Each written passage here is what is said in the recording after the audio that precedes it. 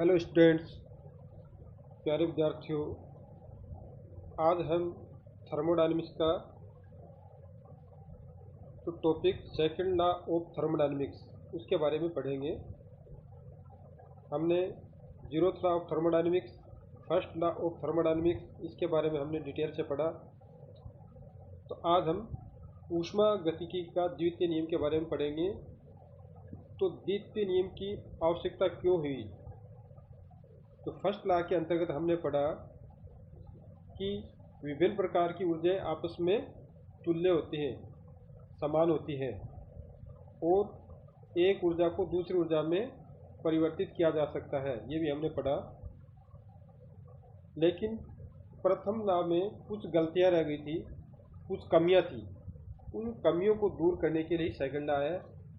सबसे बड़ी कमी क्या थी इसमें कि एक पहली जो कमी थी वो ये थी कि फर्स्ट लॉ के अंदर ये माना गया कि सभी प्रकार की ऊर्जाएं तुल्य होती हैं, जबकि एक्चुअल में हकीकत में ऐसा नहीं होता है। सभी प्रकार की ऊर्जाएं एक जैसी नहीं होती और सभी ऊर्जाओं को पूरी तरह से दूसरी ऊर्जा में परिवर्तित नहीं किया जा सकता। कुछ ऊर्जाएं होती हैं उनको पूरी तरह से परिवर्तित कर सकते हैं, जबकि कुछ ऊर्जाएं ऐसी होती है उनको पूरी तरह से परिवर्तित नहीं कर सकते। तो दूसरी जो कमी रह गई थी वो ये थी कि फर्स्ट लॉ जो ऊर्जा फ्लो या हीट फ्लो की जो डायरेक्शन है, दिशा के बारे में नहीं बताता है। तो ये दो कमियों की वजह से सेकंड लॉ आया।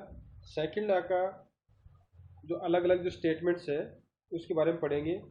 तो सबसे पहले तो ये हमें देखना है कि ऊर्जाएं एक जैसी नहीं होती। समस्त प्रकार की ऊर्जाएं कार्य संपन्न करने की दृष्टि से समान नहीं होती। तो एक तो सबसे अच्छी तरह से हमें जान लें कि जो ऊष्मा है, ऊष्मा को पूर्णतया या पूरी तरह से कार्य में परिवर्तित नहीं कर सकते, जबकि कार्य को पूरी तरह से ऊष्मा में परिवर्तित कर सकते हैं या दूसरे ऊर्जा में भी परिवर्तित कर सकते हैं। तो इससे हमें समझ में आया कि ऊर्जाएं दो प्रकार की होती है। तो पहले प्रकार की जो ऊर्जाएं हैं उसको हम उन ऊर्जा को लेते हैं कि जो दूसरी प्रकार की ऊर्जाओं में पूरी तरह से परिवर्तित हो जाए, और उनको कहते हैं हाई ग्रेड एनर्जी।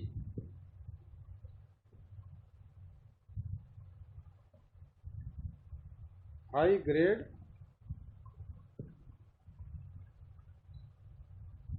एनर्जी या हिंदी में बोलेंगे उसको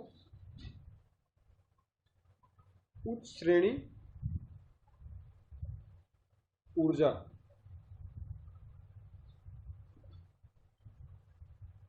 तो इसकी डेफिनेशन कैसे लिखेंगे? वो सभी प्रकार की ऊर्जाएं जिनको पूर्णतया दूसरी प्रकार की ऊर्जा में परिवर्तित किया जा सके, बदला जा सके, उन्हें हाई ग्रेड एनर्जी या उच्च श्रेणी ऊर्जा कहते हैं। जैसे सॉफ्ट वर्क, सॉफ्ट का जो कार्य है, soft work, kinetic energy, kinetic energy, potential energy और इंटरनल एनर्जी। इंटरनल एनर्जी तो ये सभी तरह की ऊर्जाएं इनको दूसरी तरह की ऊर्जा में पूरी तरह से परिवर्तित कर सकते हैं। जैसा कि हम जानते हैं कि जो किसी भी अगर पत्थर को हम ज़मीन से उठाकर किसी हाइट पर रखते हैं तो उसमें जो ऊर्जा स्टोर हो जाती है पोटेंशियल एनर्जी के रूप में, जब उस पिंड को छोड़ते हैं तो जब वो ज़मीन तक आता है तो पूरी एनर्जी किस में परिवर्तित हो जाती है? काइनेटिक एनर्जी में परिवर्तित हो जाती है। तो इस तरह से ये इस प्रकार की जो ऊर्जा है वो दूसरी तरह की ऊर्जा में पूरी तरह से परिवर्तित हो जाती है, इसलिए इनको हाई ग्रेड एनर्जी या उच्च श्रेणी ऊर्जा कहते हैं। तो ये ऑब्जेक्टिव क्वेश्चन आ सकता है कि निम्न में से कौन सी ऊर्जाएं उच्च ग्रेड की है? तो अगर इनमें से कोई सी भी हो तो उस पर हम टिक लगा देंगे। Soft work, kinetic energy, potential energy, internal energy. अगर हिंदी में बोले तो सॉफ्ट कार्य, गतिज ऊर्जा, स्थिर ऊर्जा और आंतरिक ऊर्जा, इनमें से कोई हो तो हम बोलेंगे कि ये हाई ग्रेड एनर्जी है। इसी तरह से जो दूसरी प्रकार की एनर्जी है वो है लो ग्रेड एनर्जी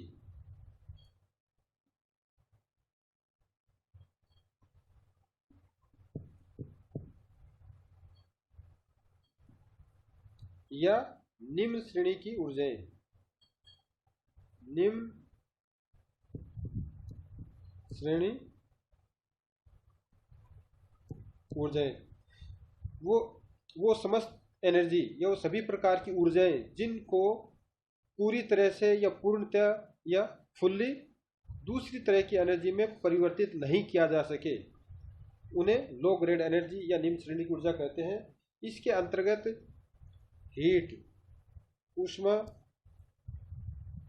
नाभिकीय ऊर्जा,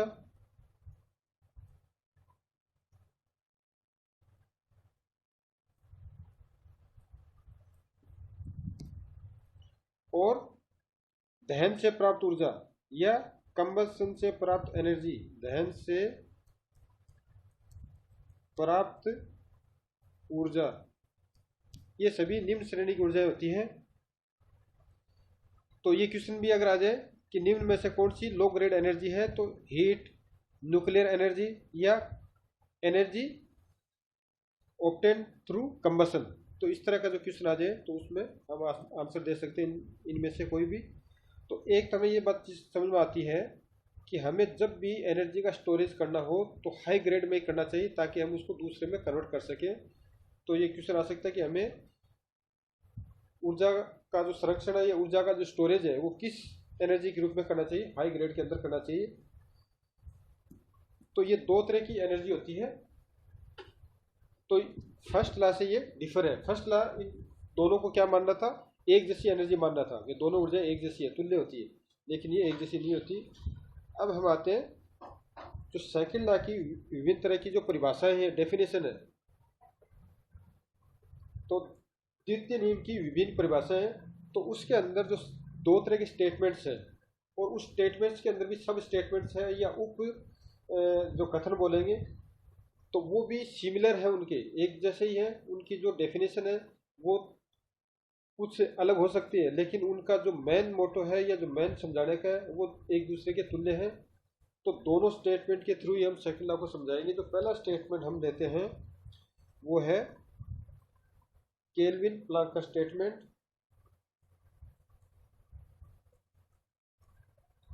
केल्विन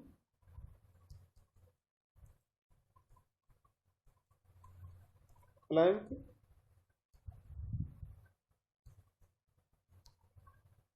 स्टेटमेंट।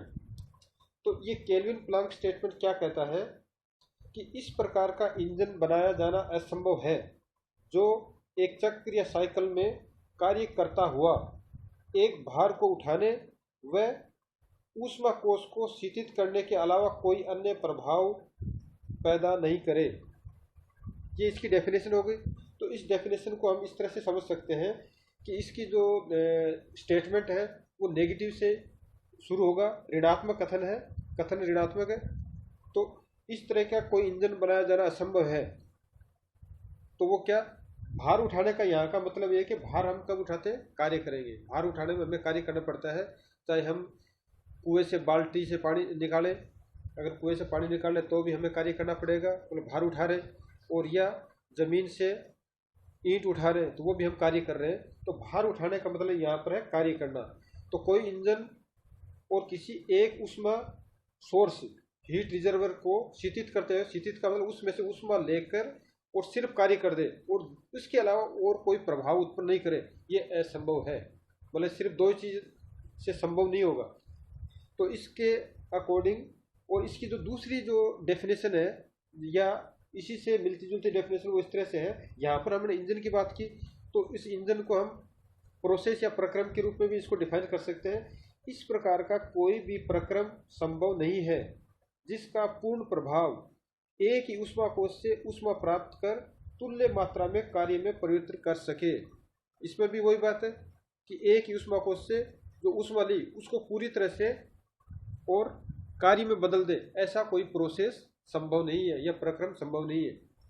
और इसी से रिलेटेड जो तीसरी जो है वो एक तरह से अपने जो पहले में पढ़ी थी PPM first, perpetual motion machine of first kind पढ़ी थी, उसी का जो दूसरा रूप है perpetual motion machine of second kind, द्वितीय प्रकार की शाश्वत गति मशीन।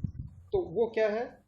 ऐसी किसी भी प्रकार की मशीन बनाया जाना असंभव है जो प्रदान की गई ऊष्मा को पूर्ण रूप से कार्य में परिवर्तित कर सके। तो ऐसी मशीन बनाया जाना असंभव है। इसको हम इस तरह से समझ सकते हैं कि जैसे मैं यहाँ पर ये कोई हीट सोर्स है। हीट सोर्स का मतलब ऊष्मा कोष जो ऊष्मा प्रदान करता है। T1 टेम्परेचर है, हाई टेम्परेचर पर है। और इससे कोई मशीन को हम इंजन के रूप में ले लेते हैं। मान लीजिए एक इंजन है। अगर हम पीपीएम फर्स्ट की बात करें तो क्या होगा? पीपीएम फर्स्ट में था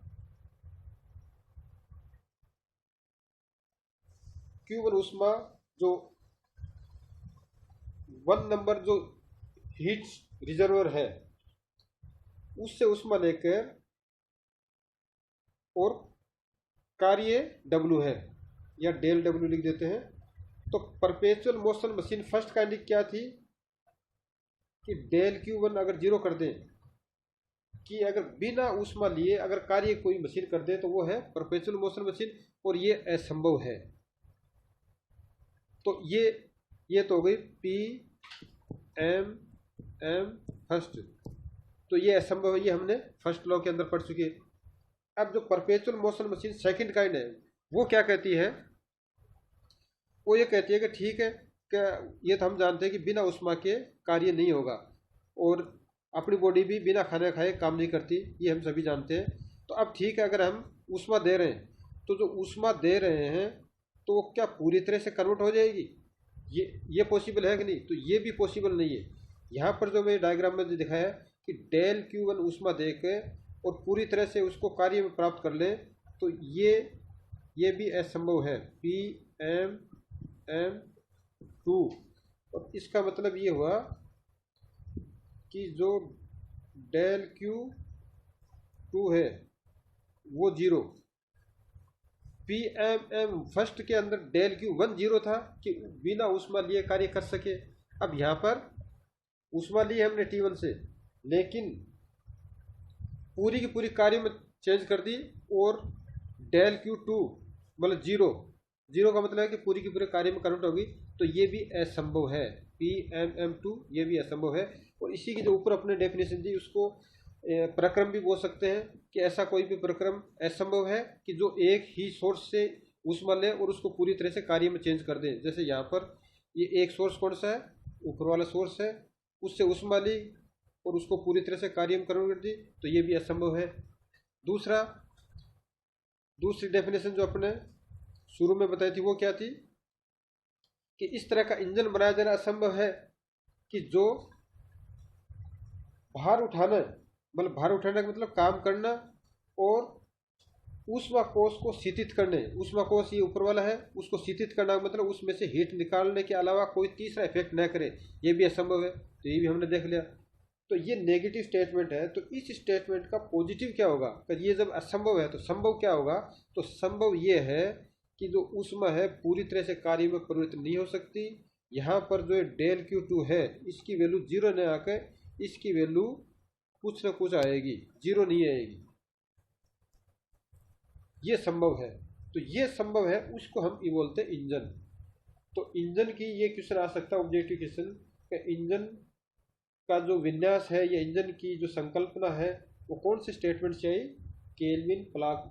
केल्विन प्लैंक स्टेटमेंट, जो थर्मोडायनेमिक्स सेकंड लॉ से का जो स्टेटमेंट है उससे इंजन की परिभाषा आई या इंजन का स्टेटमेंट है।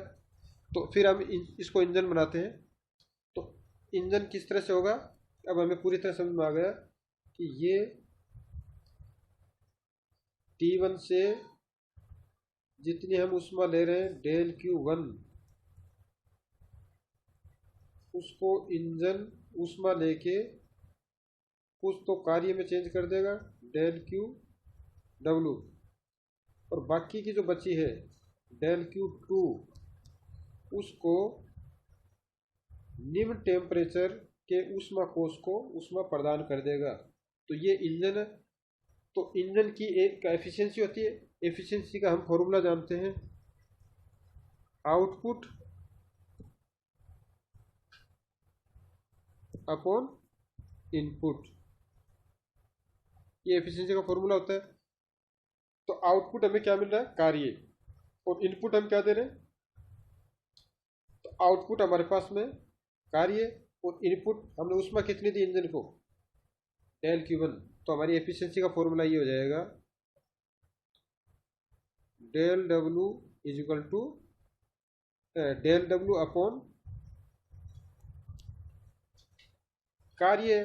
तो कार्य एक तरह से इन दोनों का डिफरेंस है, किन किन का, डेल Q1 ऊष्मा, ऊष्मा सोर्स से ली फर्स्ट वाले से हाई टेम्परेचर, और डेल Q ऊष्मा T2 ऊष्मा सोर्स को दे दी। तो इसका जो डिफरेंस था वो किस में चेंज होगा, कार्य में चेंज होगा। तो कार्य को अपन इस तरह भी लिख सकते हैं, जो टोटल ऊष्मा हमने ली और ये ऊष्मा जो निम्न टेम्परेचर के ऊष्मा सोर्स को दे दी, तो इनका जो डिफरेंस है वो कार्य में है।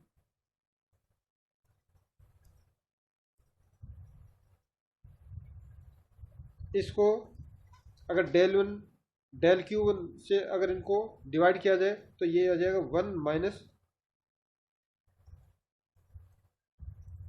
अपॉन, तो यहाँ ये हम देख सकते हैं कि जो एफिशिएंसी है वो 1 से कम ही आएगी। क्यों कि इसकी कुछ ना कुछ वैल्यू होगी जो 1 से घटेगी। 1 से कम आने का मतलब ये लेस देन 100%, या तो सेकेंड लॉ से हमें ये भी पता चल रहा है कि ऐसा इंजन बनाया जाना असंभव है जो 100% इफिशिएंट हो, उसकी एफिशिएंसी 100% से कम ही होगी। इसको दूसरे तरीके से हम अगर टेम्परेचर के रूप में लिखना चाहें तो इसको ऐसे भी लिख सकते हैं,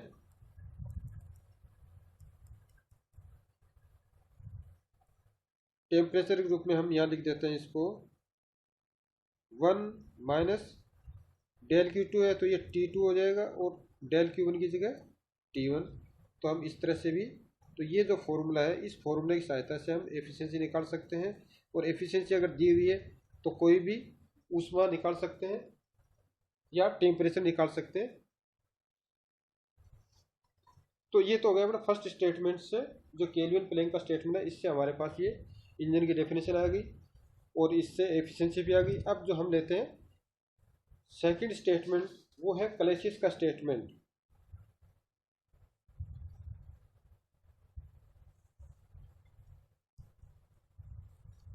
क्लैसियस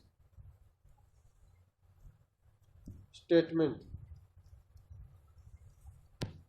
तो क्लैसियस का स्टेटमेंट क्या कहता है कि किसी भी प्रकार की मशीन बनाया जाना असंभव है। मशीन बोल सकते हैं, प्रक्रम बोल सकते हैं, इंजन बोल सकते हैं, कुछ भी, मशीन बनाया जाना असंभव है। ये भी नेगेटिव स्टेटमेंट से शुरू हो रहा है कि जो एक चक्र में कार्य करते हुए ठंडे पिंड से गर्म पिंड को ऊष्मांतरण करने के अलावा कोई अन्य प्रभाव उत्पन्न नहीं करे। एक डेफिनेशन ये हो गई। कुल मिलाकर ये कहना चाह रहा है कि ठंडे पिंड से गर्म पिंड की ओर ऊष्मा स्थानांतरित नहीं हो सकती। नॉर्मल वे क्या होता है कि गर्म से ठंडे की ओर ही ऊष्मा स्थानांतरित होती है। या हम इसको इस तरह देख सकते हैं कि कोई चीज़ नीचे की तरफ ही गिरती है, अपने आप ऊपर की तरफ नहीं गिरती। तो ये इसी तरह से टेम्परेचर में भी इसी तरह से कह सकते हैं कि ऊष्मा हमेशा गर्म से ठंडे की ओर बहती है। तो दूसरा इसी का उपकथन ये है कि ऊष्मा स्वतः ही, मतलब ऊष्मा अपने आप निम्न तापमान से उच्च तापमान पिंड को प्रभावित नहीं हो सकती।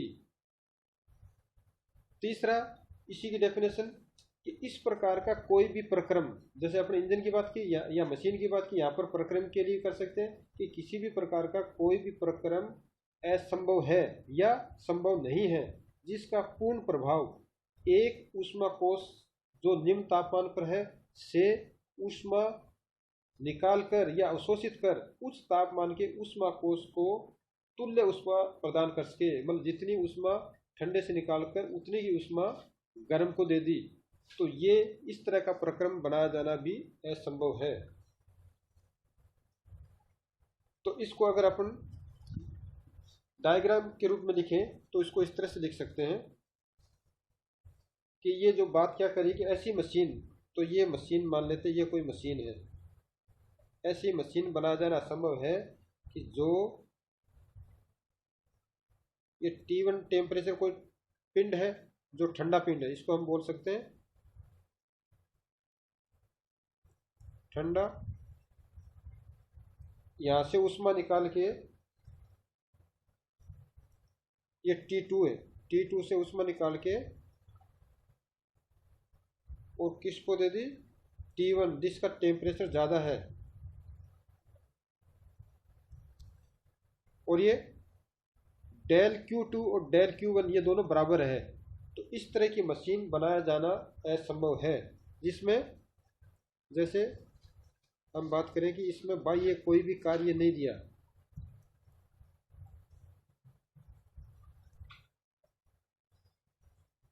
मतलब कार्य की मात्रा यहाँ पर क्या है, जीरो, मतलब कार्य हमने नहीं दिया और पूरी की पूरी ऊष्मा ठंडे से और गर्म पिंड को स्थानांतरित कर दे, तो ऐसी मशीन बनाया जाना असंभव है।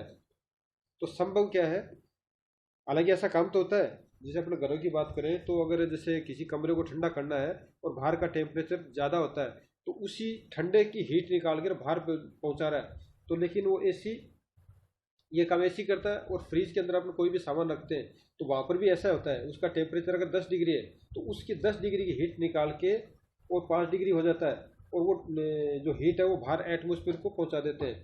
तो वहाँ पर भी पॉसिबल है, पॉसिबल दोनों जगह है, रेफ्रिजरेटर में पॉसिबल है और हीट पंप या एसी में भी पॉसिबल है। लेकिन वहाँ पर एक तीसरा चीज़ की आवश्यकता होती है, कार्य। बिना कार्य ये संभव नहीं है। अगर हम फ्रिज को रख दें और लाइट या जो सप्लाई से कनेक्ट नहीं करें तो वो ठंडा करेगा, नहीं करेगा। इसी तरह से अगर एसी लगी हुई है लेकिन अगर सप्लाई से कनेक्ट नहीं किया तो कमरे को ठंडा करेंगे, नहीं करेगी। तो इसके लिए क्या तीसरी चीज़ क्या है, जो संभव क्या है, संभव है कि हमें बाह्य रूप से कार्य देना पड़ेगा, तभी संभव है। अगर मशीन या कंप्रेसर चलेगा तभी संभव है कि वो ठंडे से ऊष्मा निकाल के गर्म को दे दे। तो ये जो डिवाइस है, तो इस तरह से जो क्लासिक स्टेटमेंट है उससे हमें प्राप्त हुआ, कौन सी डिवाइस प्राप्त हुई, रेफ्रिजरेटर या हीट पंप। ये डिवाइस हमें क्लासिक स्टेटमेंट से प्राप्त हुई।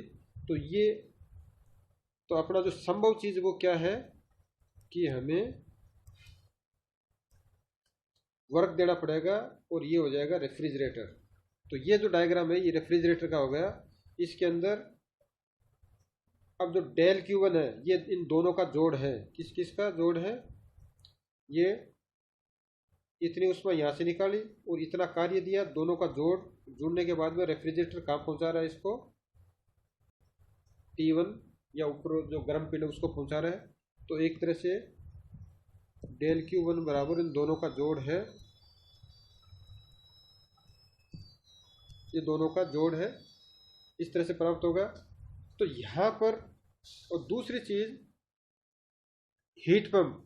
तो हीट पंप और रेफ्रिजरेटर दोनों में क्या फ़र्क है, दोनों की डिवाइस सेम है, दोनों का काम एक ही है कि ठंडे सोर्स या ठंडे पिंड से ऊष्मा निकालकर गर्म पिंड को ऊष्मा सप्लाई करना, और वो भी किसके द्वारा, कंप्रेसर के द्वारा। कार्य अगर बाहर से देंगे तो दोनों में फ़र्क क्या है, दोनों में फ़र्क ये है कि वहाँ पर हमारा इंटरेस्ट चेंज हो जाता है। जब रेफ्रिजरेटर की बात करते हैं, एसी की बात करते हैं, तो हमारा माइंड कहाँ पर जाता है कि कितना ठंडा करेगा। हम कोई सामान फ्रिज के अंदर रख रहे हैं तो कितना ठंडा हुआ, कितनी बिजली खपत होने के बाद कितना ठंडा हुआ, हमारा ध्यान बिजली पर और ठंडे पर है। इसी तरह से अगर साइबेरिया या जो ठंडे प्रदेश है, जो ठंडे कंट्रीज है, वहाँ पर बात करें तो वहाँ पर हमारा ध्यान किस पर रहता है कि कितनी एनर्जी देकर कमरे का तापमान कितना बढ़ाया। तो वहाँ पर हमारा किस साइड में, गर्म की साइड में है। लेकिन सर्किट या जो इसका जो विन्यास है वो ऐसा ही रहेगा। तो इसको हम इस तरह से समझ सकते हैं।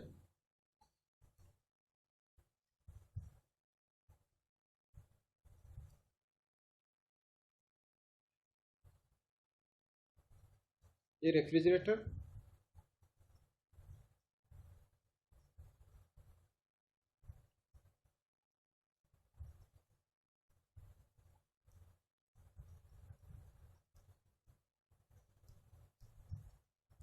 T1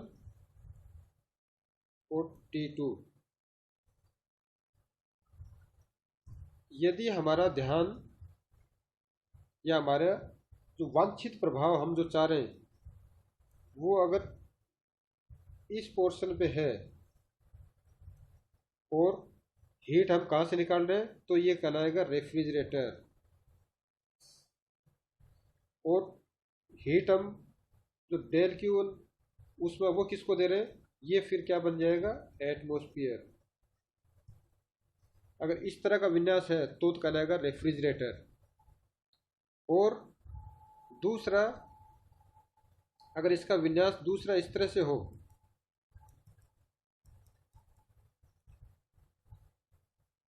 दूसरा विन्यास इस तरह से हो कि हमारा ध्यान इस पर हो, मतलब हीटिंग करना, इसको हीटिंग है, और ये एटमॉस्फेयर, मतलब एटमॉस्फेयर से ऊष्मा निकालकर कक्ष को देना, ये कहलाएगा हीट पंप।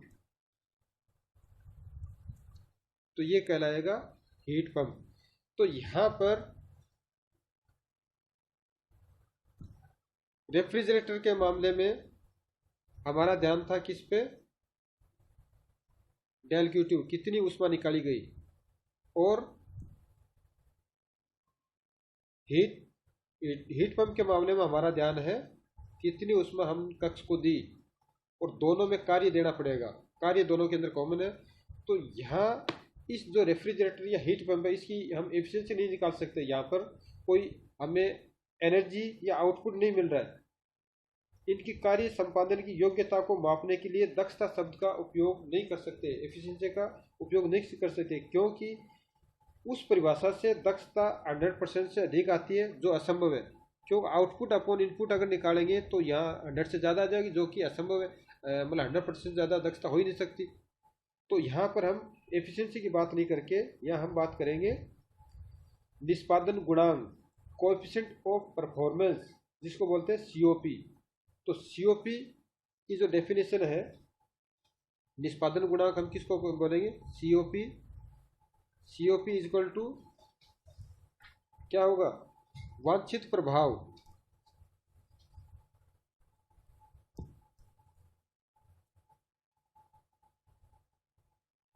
वांछित प्रभाव हम क्या, हमारे रिक्वायर्ड क्या है, रिक्वायर्ड इफेक्ट अपॉन प्रदत्त कार्य। वांछित इफेक्ट प्राप्त करने के लिए कितना कार्य देना पड़ा, ये सीओपी होता है।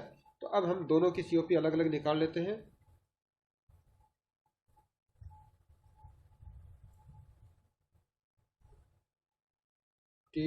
टी वन ऊपर हम ले लेते हैं, टी वन रेफ्रिजरेटर,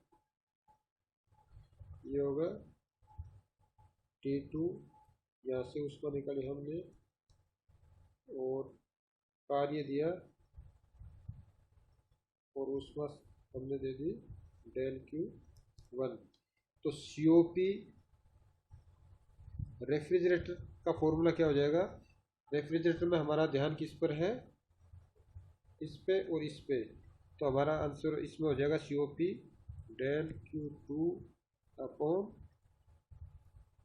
कितना कार्य देकर कितनी ऊष्मा बाहर निकाल ली। इसको हम इस तरह से भी लिख सकते हैं, डेल Q2 अपॉन कार्य को हम दोनों के डिफरेंस में ले सकते हैं। अगर टेम्परेचर में लिखना चाहें तो Q2 की जगह हम डायरेक्ट लिख सकते हैं T2 और T1 माइनस T2। ये COP रेफ्रिजरेटर की आ गई। यहाँ ये ध्यान रखना कि टेम्परेचर हमेशा केल्विन के अंदर लेना है। अगर डिग्री सेल्सियस लेंगे तो हमारा आंसर गलत आएगा, हमारा क्वेश्चन गलत आएगा। अब इसी तरह से हम COP हीट पंप की अगर COP निकालें तो COP हीट पंप, तो उसके अंदर हमारा ध्यान किस पर रहेगा, इस पे और इस पे। तो ये हो जाएगा डेल Q1 अपॉन कार्य। इसको भी वैसे ही लिख सकते हैं, डेल क्यू 1/1 माइनस, और टेम्परेचर में लिखना चाहें तो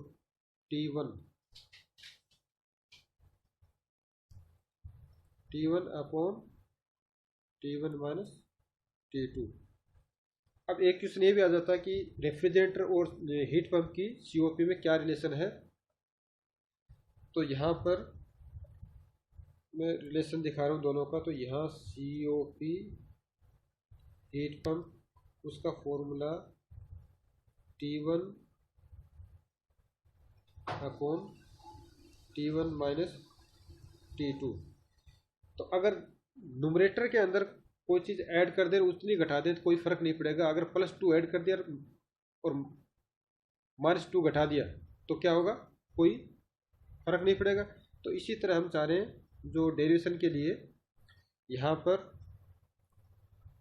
कि इसमें से -2 T2 मैंने घटा दिया और +T2 ऐड कर दिया, तो इससे क्या होगा कि ये T1 माइनस T2 और यहाँ पर भी क्या है T1 माइनस T2, इससे डिवाइड करें तो 1 आ जाएगा। तो इसका फॉर्मूला आ जाएगा अपना 1 प्लस T2 अपॉन में वही आ जाएगा T1 माइनस T2। तो T2 upon T1 minus T2 ये वैल्यू इस वैल्यू के बराबर है।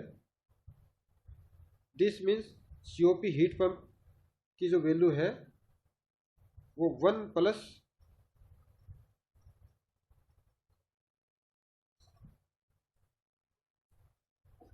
तो COP हीट पंप की वैल्यू क्या हो जाएगी 1। अगर इसको अलग कलर में लूँ, मैं ग्रीन में ले लेता हूँ, तो 1 प्लस ये जो COP किसकी है, ये COP रेफ्रिजरेटर की है। तो ये जो COP हीट पंप की जो वैल्यू है 1 प्लस COP हो जाएगी। तो इस तरह से कभी ये क्वेश्चन भी पूछ सकते हैं कि अगर रेफ्रिजरेटर की COP दे रखी है तो उसमें एक ऐड कर देंगे तो वो COP हीट पंप की बन जाएगी। जैसे अगर रेफ्रिजरेटर की COP 2.5 है तो हीट पंप की क्या हो जाएगी, 1 ऐड कर दीजिए 3.5 हो जाएगी। और अगर हीट पंप की COP दे रखी है तो उसमें से एक माइनस कर दो और वो किसकी बन जाएगी, रेफ्रिजरेटर की COP बन जाएगी। कंडीशन ये है, इस पर शर्त ये रहेगी कि जो टेम्परेचर रेंज है वो सेम रहे, जो T1 और T2 हीट सोर्स का जो टेम्परेचर वो एक जैसा रहे। तो इस तरह से अपना जो सेकंड लॉ इसमें हमने पूरा डिटेल से पढ़ लिया। आगे हम इसकी जो कुछ डेफिनेशन या इसके जो कुछ कंसेप्ट है एंट्रोपी है वो नेक्स्ट ई लेक्चर में पढ़ेंगे। उम्मीद है आपको समझ में आया होगा। अगर एक बार समझ में आए तो इस वीडियो को दोबारा देख लीजिए।